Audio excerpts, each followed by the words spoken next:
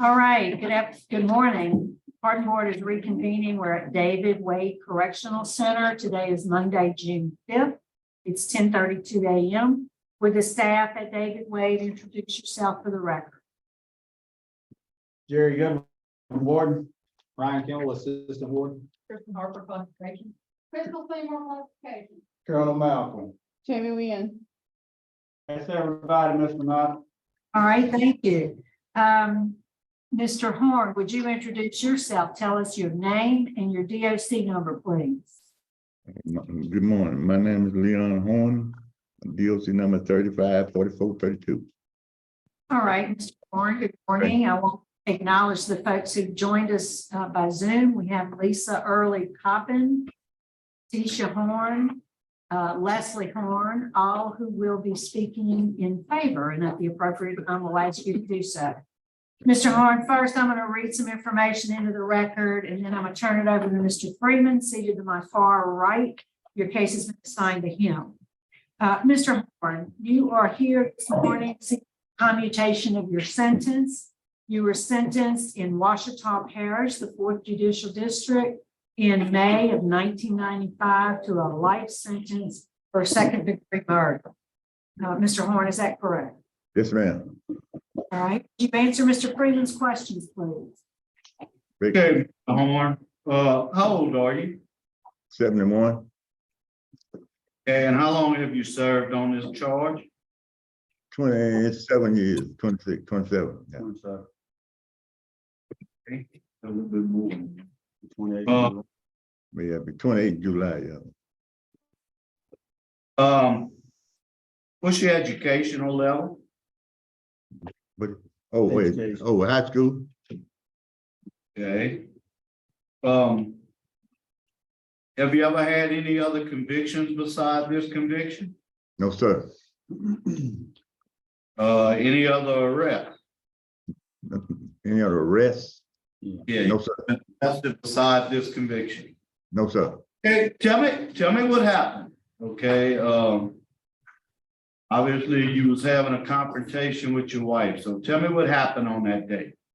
Well, it just where it started the night, where at AM in the morning, you kept calling and harassing me. And it just got me off to a bad start. And then the next day I was waiting on my daughter, who had been coming by every morning to pick up the car to go to school. And she happened to show up. Things went wild from there. And I don't know, I tried to stop her so I can tell my daughter to go by the dealership and pick up the car, or they had to go have a service on that day. And after I got to a stop sign, I saw the van come around the corner, and I noticed the wife was driving, and I tried to stop her, and she wouldn't stop. She just looked at me and went to laughing, and I already been having it bad, so I guess it just went wild, and that's when I caught my charge. It just went wild. Okay, so obviously I have vehicles a couple times. Is that correct? I'm big about it. Say it again, Mr. Freeman. That didn't come through very good. Okay, did y'all kind of ram into each other? Oh, yes, sir. I did. Yes, sir. Okay, and you initiated that part of it? Yeah, I was trying to stop her. Yes, sir. Okay, and then you shot, correct? Yeah, that's right. Yes, sir. Okay, how many times did you shoot him? Shoot, I really don't know. They said several times. I don't know, 8, 9, somewhere along there. I don't know, really. Were you on drugs, alcohol at the time? Oh, no, sir. I said I don't fool with those. Either one. Okay, you never did drugs, alcohol. No, sir. What was the relationship with your wife at that time? Were y'all separated? Yes, sir. We had been separated about a month or so. A month. And I hadn't heard from her or nothing like that, so I don't know. How many kids do you have? 3 girls. Okay, do you have a relationship with all of them? Yes, sir. Yes, sir. Try hard to. Okay, fact, one of the baby girls was living with me at the time. The girls were living with you at the time. You know, looking at the opposition and recommendations, we got the sentencing judge is opposed. The district attorney is opposed. The sheriff is opposed. The chief is opposed, which we expect law enforcement. Unopposed is your daughter. And I mean, she's considered one of the victims in this case. Matter of fact, she's even gonna offer you a place to stay. Is that correct? Yes, sir. Okay.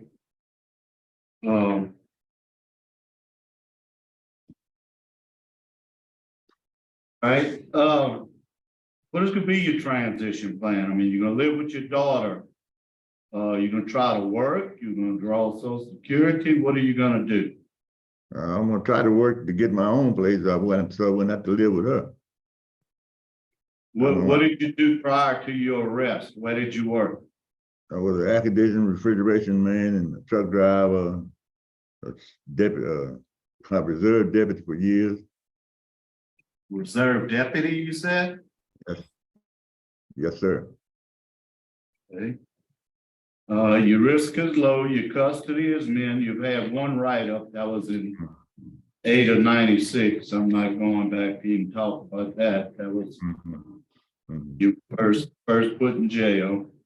What's your job at the prison? What do you do? Well, a mechanic, I guess you call it a technician in the laundry.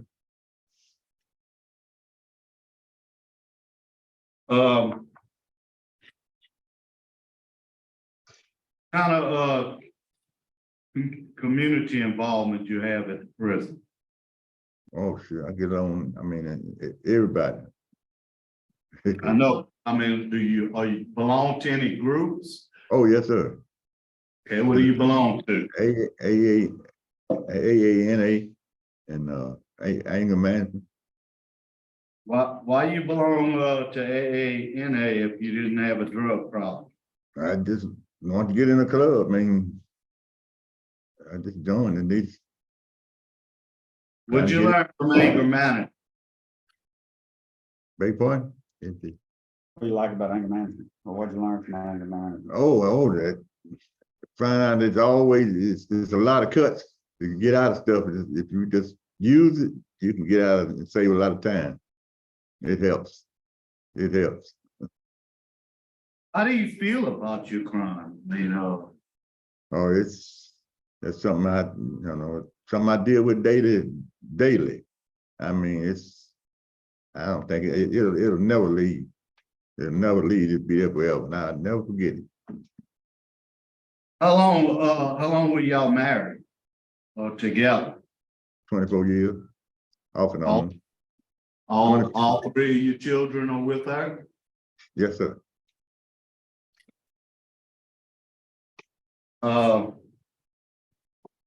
You know, you took very limited classes. Is there any particular reason why you didn't take many classes? Well, my job, I mean, it had a lot to do with it because it works like really 24/7. You're on call at all times, 7 days a week. Okay.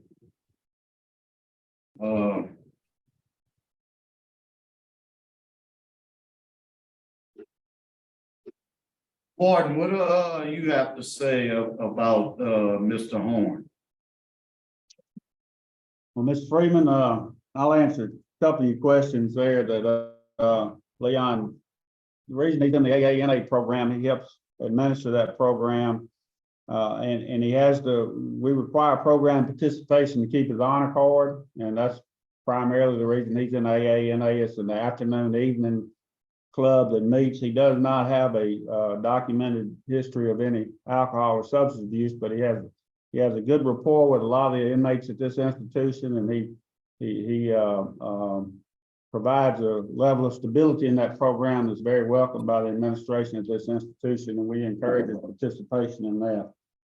Leon's been here at Wade since 1995, like I said, almost 28 years, it'll be 28 years in July. When he first got here, he started in our N5 protection unit because of his past employment and position with the Ouachita Parish Sheriff's Department. He'd been with them for a number of years as a reserve deputy and a part-time deputy with that law enforcement agency there in Ouachita Parish. He moved to general population in 2011, and he obtained his trustee status in 2013, March of 2013. He's been a trustee for over 10 years now, and he's a longtime member of the honor inmate program at this institution.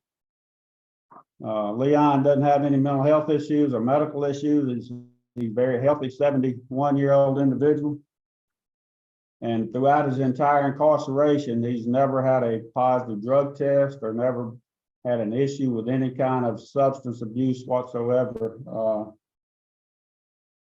throughout his entire incarceration, the last 28 years. He's got an excellent work evaluation, and he's been issued competency certificates in laundry management, laundry supervisor. As mentioned earlier, he's got excellent conduct and excellent institutional record. Leon's got a very positive attitude. He's a very pleasant individual to be around. You mentioned that one write-up he had, that was in 1996. That was almost 27 years ago. He participated in the programs that we felt was most appropriate for the crime that he's convicted of or that he's incarcerated for. That was anger management, cage of rage, victim awareness. He's active in the faith-based community at this institution as well, and he does provide mentorship at the AANA program. He's got his release plans well established with his daughter in Maryland. I think her name's Tisha, and I think she's going to be speaking in a little bit. And y'all know me pretty well. I've been with the Department of Corrections for almost 40 years, and I'm a pretty strong advocate for public safety. And you know, I can honestly say without reservation that I believe that Leon Horne, if he's given the opportunity, he would be a law-abiding citizen that would make positive contributions to any community that he lives in. Leon's the type of individual that you would probably want as your neighbor, Mr. Freeman. If you could pick your own neighbors, Leon would be one that you'd want living in your neighborhood. He's a good, decent individual, good man. I know the crime he committed was, it is what it is. I mean, it was a very serious crime, very life altering for a lot of people, including his children and himself, and it took the life of his wife at the time. And over the years that I've known Leon Horne, he's expressed remorse, quite a bit of remorse for his actions that landed him in prison.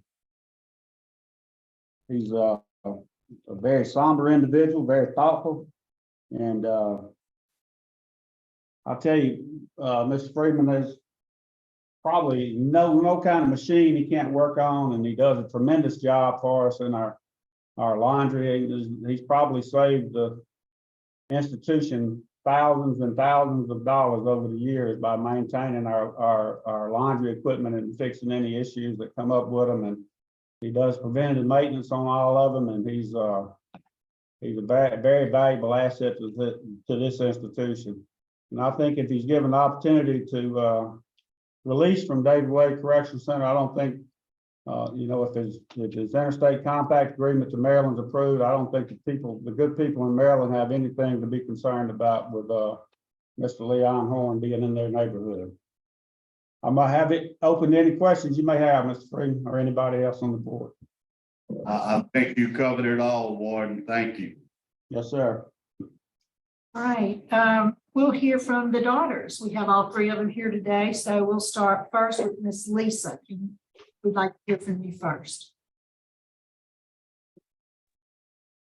Good morning, and thank you for the opportunity to speak today about the impact of my father's actions on our lives. I will just say that particularly at the time of trial in the spring of 1995. There was so much heightened sensitivity to domestic violence incidents pursuant to the O.J. Simpson trial that January, that, in my opinion, my father's case became a media bliss for the domestic violence cause.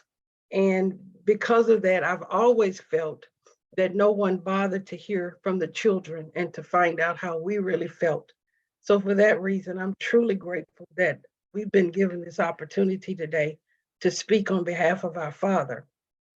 We were extremely sad and are still very heartbroken to have lost our mother so suddenly and tragically. But all of our lives since then, my sisters and I have shared some raw emotions and feelings about all that happened as we've tried to understand what happened and be at peace with it. And maintaining our relationship with our father has been a critical part of that healing and that reconciliation. Through the years, we've been able, through our visits with our father, at Wade, conversations over the phone, we've been able to have some tough conversation and express some candid thoughts with him about how we feel. I can recall when I arrived in Monroe the night of the incident, I told my sisters then that we should not destroy our lives any more than they had been destroyed already by harboring hatred against our father, because he is a great dad. He was then and he still is now. When we need advice, counsel, lifted up, we can reach out to him now and still get the support and love of a father. So as I've acknowledged already many times in several statements, he's a great dad. By many accounts, we all agree that, he was perhaps a bad husband, a not so good husband, but we can't change that now. When we look back retrospectively and we realize some valuable life lessons.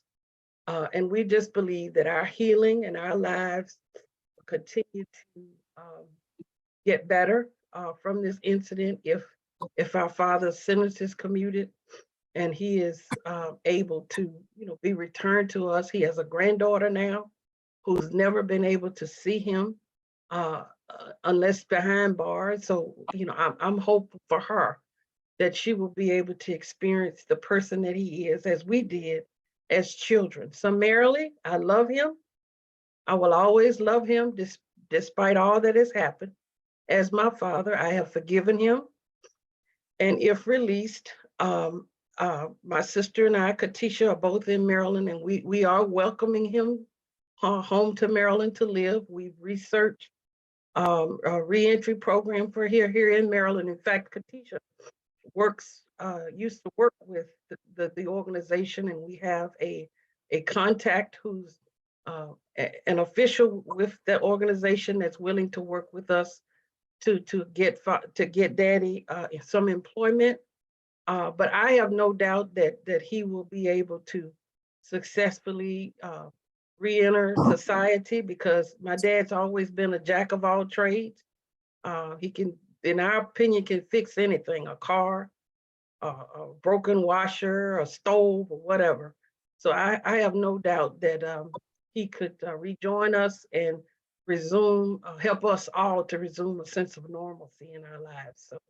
So thank you very much again for this opportunity. And as I said when I started, I fully support his application for the commutation of his sentence. Yes, ma'am. Thank you so much. Ms. Katisha Horne, Yes, go ahead, ma'am. thank you, as my sister said, for this opportunity to speak. I too fully support commutation of sentence for my father. I am his youngest daughter. I was 15 when my father was convicted. And theoretically, I feel like I lost both my parents in one day, but my father is still here and very present in my life. I talk on the phone with my father at least once per week. Even as an adult at 43 now, I still need my dad. I still consult with him before any major purchases that I make. If I need brakes on my car, I still talk to my dad because he is the best advocate and supporter for me. And since this tragedy, I've been under psychiatric care that my doctor has confirmed that is related to separation from my father and abandonment. So I fully support his commutation of sentence and him being able to return and do good things in the community and be a part of our family and be the great dad that he has always and will always be. And I will be the voice of freedom for him forever. Thank you. Yes, ma'am. All right, and then we have Miss Leslie Horne.